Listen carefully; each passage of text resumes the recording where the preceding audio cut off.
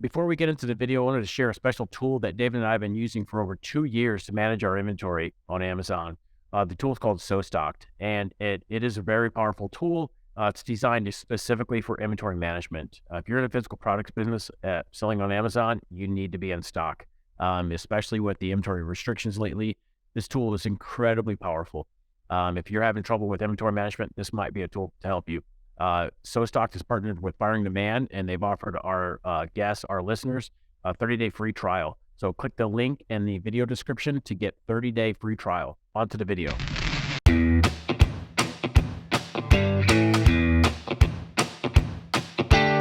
Welcome, everyone, to the Firing Demand podcast. On today's episode, we have the privilege to interview Dick Whybrow. Dick is an Amazon best-selling author of humorous supernatural fiction. Dick is a Canadian, and his novels are mainly set in the United States, where he grew up. A former stand-up comedian, Whybrow is a humor writer who crafts thrillers that incorporate elements of suspense, horror, mystery, science fiction, and fantasy. His stuff has been heard on the radio by millions and seen on TV in 213 countries. In his spare time, Dick likes to write autobiographies in the third person. Dick loves to talk about creativity, humor, writing, werewolves, and love of a great book and narcolepsy. Welcome to the show, Dick. Hey, and welcome from New Zealand, where it's summer and it's 22 degrees, which probably makes very little sense to folks in the U.S. because I was there too, obviously. So we're going to start out this with a trick to make you sound really smart. So when you hear Celsius or Fahrenheit, don't use this for cooking, but to give you kind of an idea about what 22 means in Fahrenheit, because I still think of Fahrenheit. I still think of an imperial.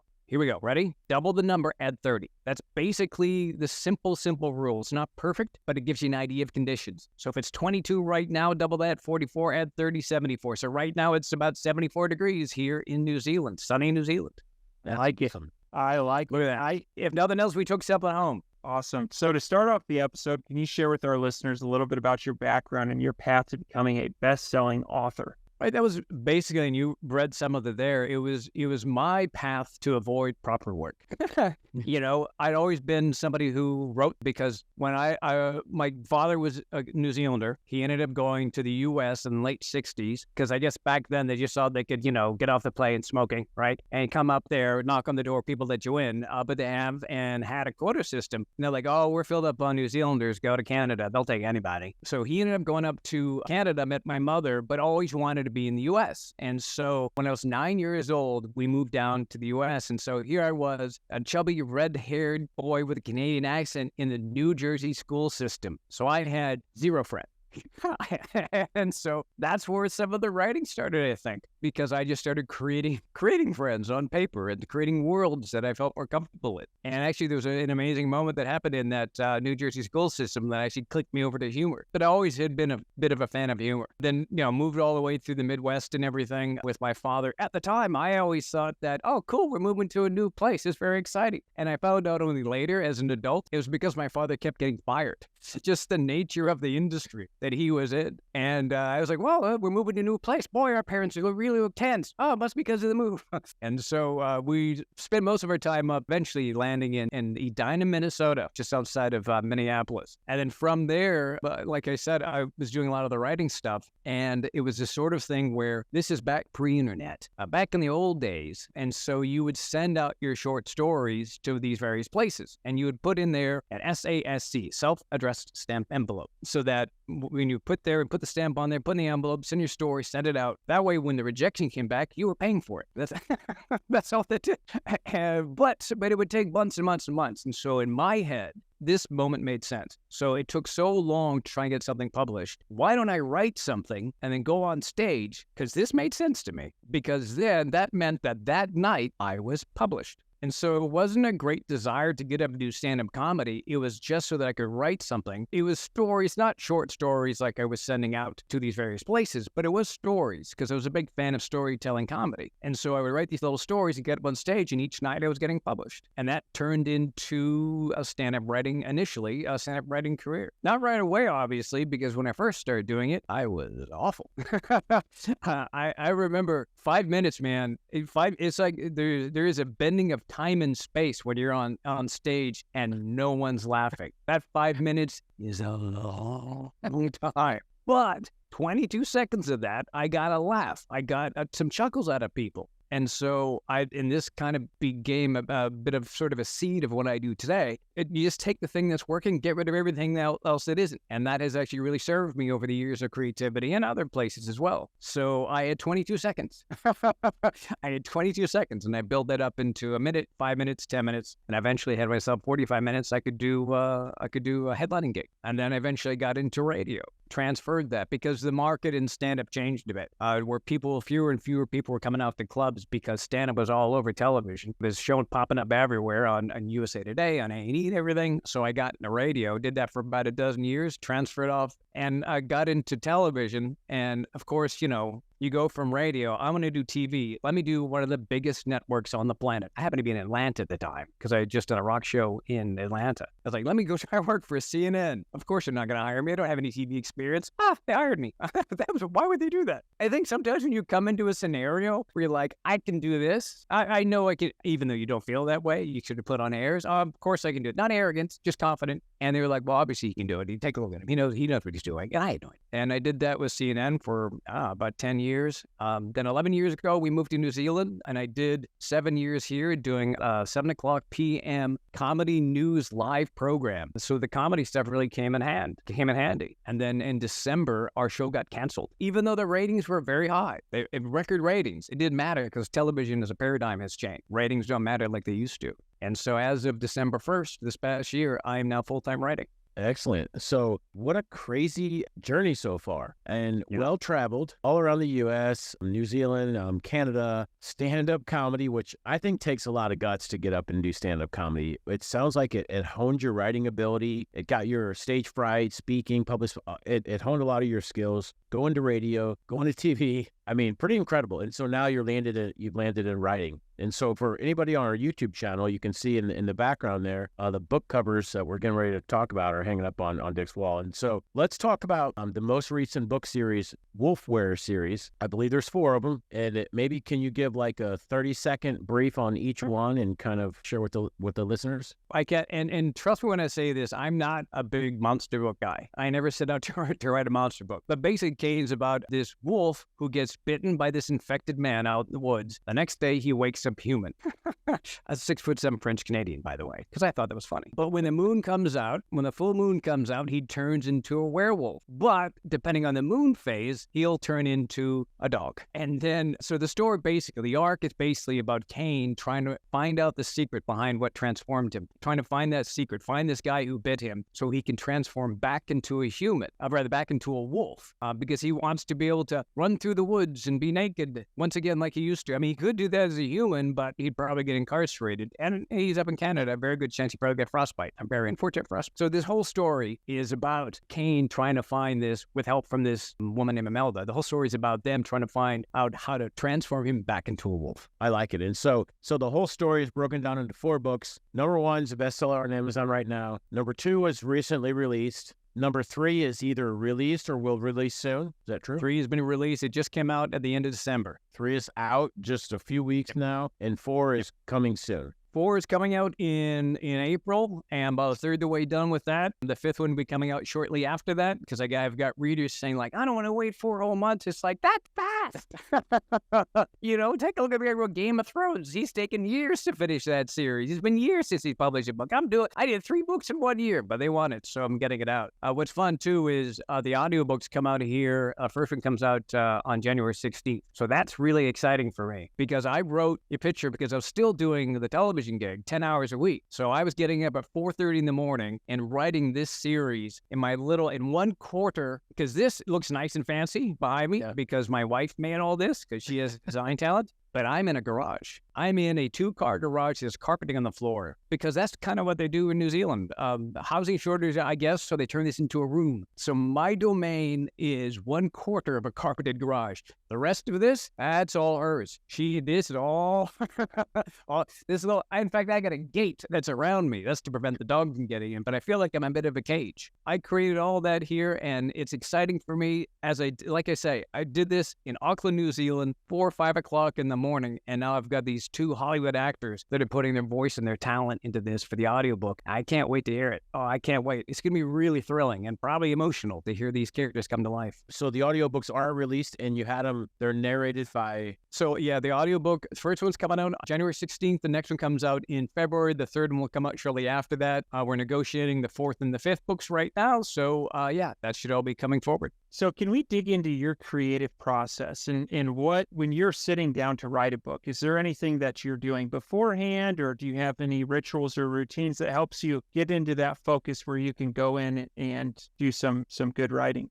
I think, and keeping this in this thought of, we're all entrepreneurs here, right? I really feel, and I assume you might agree, is if you don't have the passion for that thing, if you don't have the drive that you feel like you have to do that thing, you ain't going to make it. Or at least I wouldn't make it. Because like I said, I've got a sleep disorder, yet I was getting my butt out of bed at 3:30 in the morning to do this. If I didn't have the drive to keep doing that and keep plugging away, if I was sort of like writing a prescription. Like I'd written other stuff in the past. I wrote 2/3 of a trilogy that I felt would make it in the market. I sort of read the market, let's see if this works. Unfortunately, it did kind of well. I got optioned by this group called Circle of Confusion, who later ended up doing The Walking Dead. So I had some real interest in that. Fortunately, I say, because that told me, I must be on the right track. But in writing that, it was sort of like this fire investigator. It was a thriller series with a bit of humor in there, but not remotely like I'm doing now. But that was more of a trudge to go do that because I wasn't really enjoying it. I didn't feel like that was really coming for me. And so my process is, thankfully, I have to write these books in this style. I really love this genre that I'm writing in. And so that gives me that sort of that push to get up and do this at 4 o'clock in the morning. And then the process just comes down to making sure I do something every day. Stephen King says that he writes 6 pages a day. Like we're talking before, George R.R. Martin, he might do 6 lines a year. I don't really know. I don't know what his process might be. But I really feel as though if you've got your own small business and you are working for the man, the way that you can keep feeling okay about that, because a lot of this is about what's in our head. A lot of this is about our mindset. For my part, I feel I've got to do something every day, because when I don't write one day, the next day I feel awful. I get depressed. So sometimes I might sit down, and there's days because I'm tired or I'm busy or just can't put it together. There's some days where I feel like I just can't. I just do it anyhow. It might be just one sentence, but even one sentence, I get that sort of emotional buzz because I've moved the needle a little bit, just doing something a little bit each day. So when I wake up the next day, it's like I'm further along today than I was the day before. And that helps. That helps my head a bit. But sometimes when I sit down and write that one sentence, when I'm struggling, it turns into a paragraph. Sometimes that paragraph turns into a page, and sometimes it turns into 10 pages. So I think my process is sitting down on the days that it's flowing. Great, let's keep going. On the days it's really hard, I just do it anyhow because I know it's good for my head. I really like that. And I think there's a ton of lessons that people, whether they're writing or running their own business or really anything in life, I think there's a lot of lessons that they can take out of that response. And so you had mentioned a sleep disorder. Can we get into that? What is it? How does that impact writing? I might call it a sleep disorder, I suppose, but I guess the medical community calls it a waking disorder, which is troublesome. What do those words even mean? But basically, narcolepsy means that I'm sleepy all the time. I heard somebody once describe narcolepsy as stay up for 30 hours, now go to work, now come home, make dinner, and I'll sit down and chat with your spouse. So I don't know what your perspective is. I only know my own. I just know that I'm always very tired. But I do see it as something that actually works in my favor. Not initially, because when I first got diagnosed, it was funny. I wasn't even going in to get diagnosed. My ex-wife at the time, remarried, my ex-wife, she went in and she was convinced that she had narcolepsy. And she sat down with the doctor to tell him her story. And I was there leaning in the doorway. And I was just, as we do, I was just piping in and offering, fill in the blanks where necessary. And I swear to you guys, he sat across from her and said, I don't think you have narcolepsy, but I think he might. And something about the way I was presenting or the way I spoke or whatever it was. And then so the following week I went in and they put me in that bed and they had the monitors, the recording equipment, put all the suckers on my face. I slept through the night while they woke me up every hour to quiz me on a couple of things and had me go back to sleep, which only made the narcolepsy worse and may not let me sleep at all. But I did that. And then, I've discovered that they diagnosed me with narcolepsy. And it was actually, that was in itself a positive because I now had a bit of a name for the demon. And I've heard other people say this. Now that I sort of know what that sort of demon is this narcolepsy, which draining my energy. And for the first start of it, I was like, woe is me. This is something that, I've got this thing, and why do I have this and other people don't? But then I started to look at it the other direction, because I saw some of the writing I was doing was sort of different than many other people. It was kind of gonzo, some of the stuff I write about. And I realized, and to this day really believe this, that my narcolepsy is a superpower when it comes to my writing. And how I sort of frame that is like, when you're lying down going to sleep, you're lying down in bed and you're just about to drift off to sleep, and you get some amazing idea or some great solution for something. You think, I got to write that down. That's just really, really good. And you wake up the next morning, you don't remember it, and you didn't write it down. That sort of dream state, that creative state, I'm there 85% of the day. And so whereas I saw that as a negative, and even right now, I've got to push through this and be able to focus, I do find that I think a lot of the creativity I have comes because I'm in that crazy little dream state most of the day. What message would you give to other people dealing with narcolepsy, or say it be a learning disability or anything? I love how you've named it and you've called it a superpower. But what lessons, whether it be narcolepsy or something else, or what message would you send to people dealing with something like this? There are plenty of other people that have more difficult conditions than I have, absolutely. I know plenty of people that have ADHD or even dyslexia, and that they're writers and they have tools they can use. I just think that as best as you can, there's so many things, because especially as like an independent business person, you're sort of, it's you and maybe your family just against the world. If you've got support from people, that's great. There's so many things that sort of chip away at your resolve. And so for me, it was this sort of thing that I couldn't have this as well within me also taking away from me. So I needed to get a bridle on it and ride this thing somehow. And so maybe I'm fooling myself, I don't know, but I do feel empowered by doing it this way. So if you do have something, I don't want to put it this way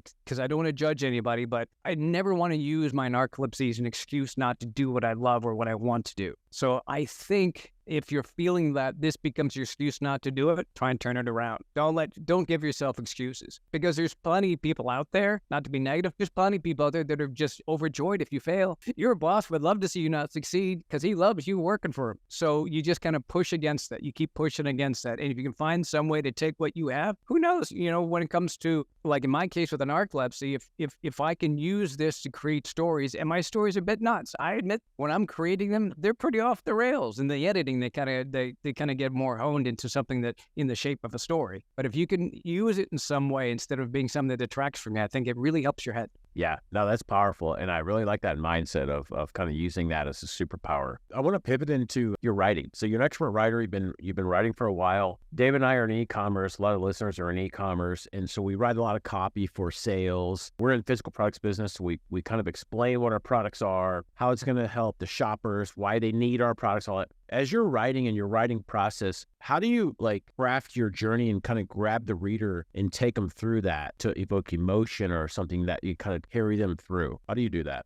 I think when it comes to writing, that's a bit different than maybe a pitch. It's kind of what you're talking about in a way. If you're talking about selling a product, because my stuff, they're products. These books behind me, they're product. When I'm putting an ad out, or if I'm putting out a social media post, people are so busy, you've got to grab them fast. There's got to be something. And, we all know the call to action and we know the attention and ADA and all that stuff. But you've got to grab people quick because people are going to blaze by it. And when I was in television, we got pitch people all the time. And if they had this big old block of bring me on because I got this, and this, and if their sort of big sell line is near the end, there's a good chance we never made it. If you don't grab us within the first couple of sentences somewhere, I'm not reading the rest of it. So I think when it comes to social media posts or ads, these sort of things, you got to have something out of the gate that grabs people's attention. It might be a bit of a video, but I've done plenty of social media videos. I've done them on TikTok. I've done them on Instagram. I've done them on Facebook. And I can track the analytics. You take a look. Those analytics will crush your soul.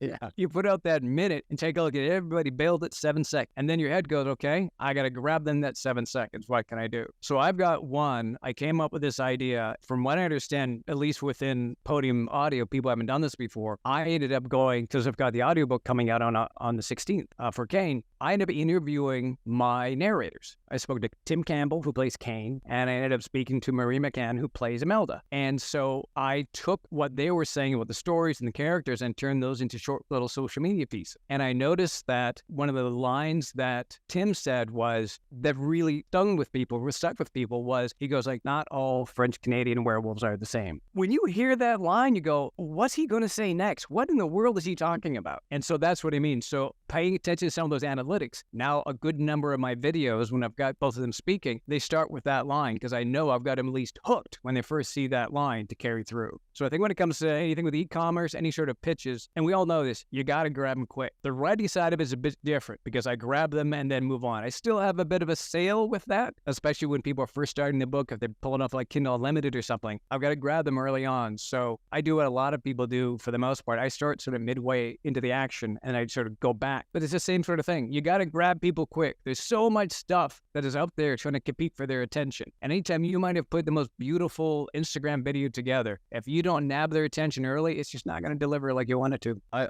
quick follow-up question, because you have so much experience in TV and radio as well. I know in radio, did you guys do a lot of commercials and ads for local radio? Yeah, especially in the beginning, because that becomes part of it. You do your shift, then you get done, you're stacked. You're stacked from the sales guys. And then, but if you create a bit of a personality, then you get requested. You get paid a little bit more for that. But yeah, I ended up doing commercials definitely for radio for some time. Was there any of them that like jumped out at you as like what you were talking about, the hook, like grabbing the attention? Any of them that jumped out at you as like go-tos or a lot of ads we're using? It's tough because, I'm a humor writer, and a number of people ask me, well, how do I write humor? And that's almost impossible to answer.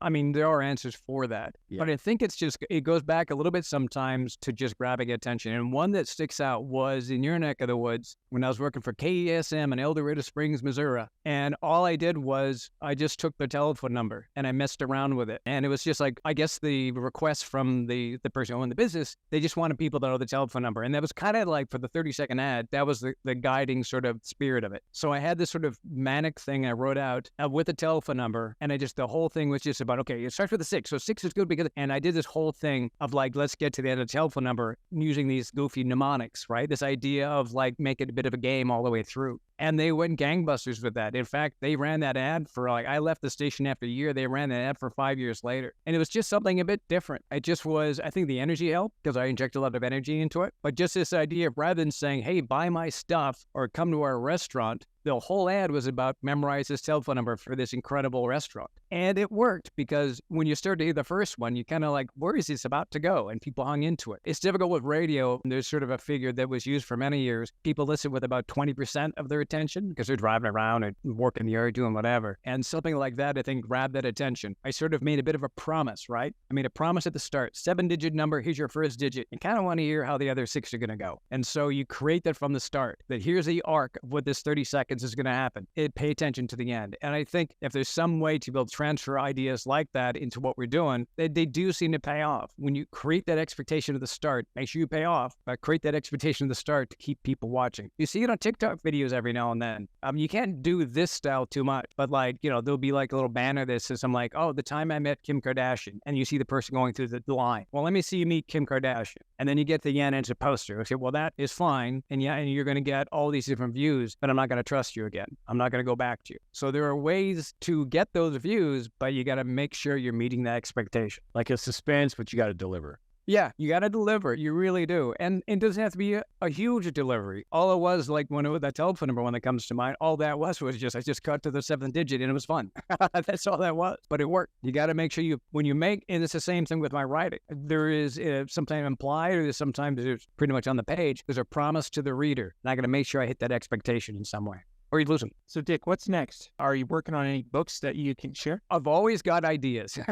That's the hard part sometimes when you're writing. So I'm writing book 4 at the moment. I'm about 3rd of the way through. Book 5 is coming up shortly after that. But I've got 2 or 3 competing ideas like knocking on my brain, coming up from my subconscious. And so I've got, just give it a minute, just give it a second. So they're coming in. With the Kane series, like I said, we've got the audiobooks coming out. Fingers crossed there is some interest from the production side, either television or whatever it might be. I don't want to think too much about it, put the kibosh on it, but who knows? Something might come of that. It could happen. So fingers crossed it's something raises up and makes it happen. For sure. On your you've got the number one on the bestseller on Amazon. What's your experience like been selling on Amazon? Do you have a distribution service that sells on Amazon for you? Do you do all the listings? How does that work? I do all the listings for it. I do that through a lot of this through Facebook. I've got some Amazon ads, and it's difficult to scale the Amazon ads because at some point they just don't deliver in the same way before, and those can get quite expensive per click. A lot of it was just ginning up interest. When I ended up doing Kane, I ran a campaign for about 45 days before it happened, and I put together a short video. Videos are great because they capture attention, and when people watch that, you can actually retarget some of those people that watch that video. Yeah, but like Facebook says, you can do 3 seconds or 10 seconds. People that watch a video for 3 seconds, people that watch a video for 10 seconds. If I got you watching for 10 seconds, you're interested in what was going to happen. And so from there, I could grab that core of people and then create a lookalike audience. And I don't know, you may know some of what I'm talking about. Create this lookalike audience from that. And then all that group there, I can say, hey, listen, the book's out now. Maybe you might be interested. And that really helped launch it in the beginning. And then from there, I try to understand who these audiences were. And it's paying attention to I took a look, in my case, the also bots on the Amazon page. So people are coming from other writers. Who do they like? I can target those writers. And so it's definitely a bit of a process to it. And I'm always learning something every single day. Yeah, it took, that thing shot up so much so like within 2 weeks, Podium came knocking on my door and said, we want to turn this into an audiobook series. And they're one of the biggest out.